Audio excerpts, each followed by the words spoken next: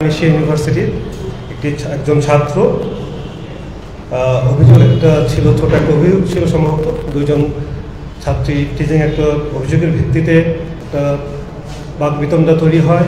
পরবর্তীতে prime Asia ইউনিভার্সিটিতে সে ব্যাপারে একটা বলবো যে দ্বিপাক্ষিক বৈঠকের মাধ্যমে একটা সলিউশনও হয়।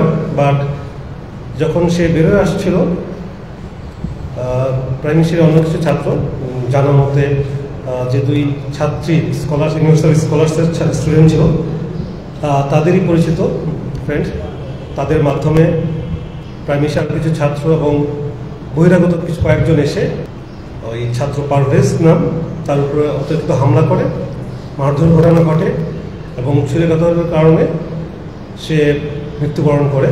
আপনারা সবাই ফুটেজ এবং বিভিন্ন পর্যায়ে এটা কভার করেছেন, ডিটেল জানেন। আমরা ঘটনাটা দেখার পরেই আমাদের দায়িত্বপূর্ণ এলাকাতে যে CPC-1 কোম্পানি ছিল, কোম্পানি কমান্ডার জাকির এবং স্কট কমান্ডার ছিলেন সিএসপি সুদূর সাহেব, ওর সাথে সাথেই যে এরিয়াটা আছে ঘটনাস্থল পরিদর্শন করেন, সেখান থেকে তথ্যপত্র সংগ্রহ করেন এবং ইউনিভার্সিটি থেকে কথা বলে ইউনিভার্সিটির যে প্রশাসনিক অথরিটি রয়েছে তাদের কাছ থেকে সিসিটিভি ফুটেজ এবং বিভিন্ন তথ্য সংগ্রহ করেন।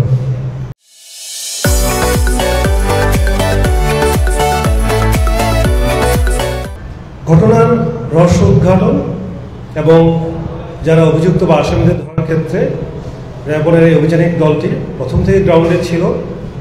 শুধুমাত্র তথ্য প্রযুক্তি নয়, গ্রাউন্ডে থেকে তারা যখন খোঁজ নিতে গেল দেখা গেল যে সাথে সাথেই অনেক যে এজাহারভুক্ত আসামি ছিল তারা ঢাকার বাইরে চলে গিয়েছে। পরিপ্রেক্ষিতে আমরা আমাদের অন্যান্য ব্যাটালিয়ন এবং আমাদের তথ্য প্রযুক্তি গোয়েন্দা কার্যক্রমকে শক্তিশালী করি, যার ফলশ্রুতিতে 20 তারিখের মামলা হয়। তার পরবর্তীতেই আমরা প্রথমেই যে 1 নম্বর আসামি যাকে নিয়ে আজকে আমরা এখানে উপস্থিত হয়েছি, যার বিষয়ে আমরা ব্রিফ করছি, তাকে আমরা নজরে রাখার পরে প্রথমে জানতে পারি উনি বগুড়াতে গিয়েছেন। পরবর্তীতে সে তার লোকেশন চেঞ্জ করে, চলে যায় গাইবান্ধাতে এবং আমাদের গাইবান্ধার যে র্যাপিড অ্যাকশন ব্যাটালিয়ন রয়েছে র্যাব 13 তাদের সহায়তায় এবং প্রযুক্তিগত সহায়তার মাধ্যমে আমরা গতকাল তাকে আটক করতে সমর্থ হই। প্রাথমিক জিজ্ঞাসাবাদে এই ঘটনার সাথে তার সম্পৃক্ততা স্বীকার করেছে, তার বিস্তারিত ফার্দার যে ইনভেস্টিগেশন হবে তার মাধ্যমে জানা যাবে।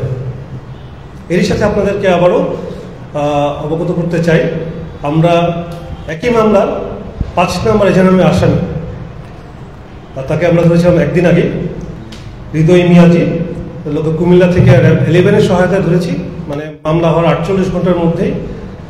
এবং অন্যান্য যারা অভিযুক্ত আছে, টোটাল তো 8 জন সহ আরও অজ্ঞাত রয়েছে, অন্যান্য যারা অভিযুক্ত রয়েছে এদের নামেও আমরা ফলো করতেছি যে যত দ্রুত সম্ভব সবাইকে যেন আমরা আটক করতে পারি এবং প্রয়োজনীয় বিচার ব্যবস্থার জন্য সুপার্দ করতে পারি।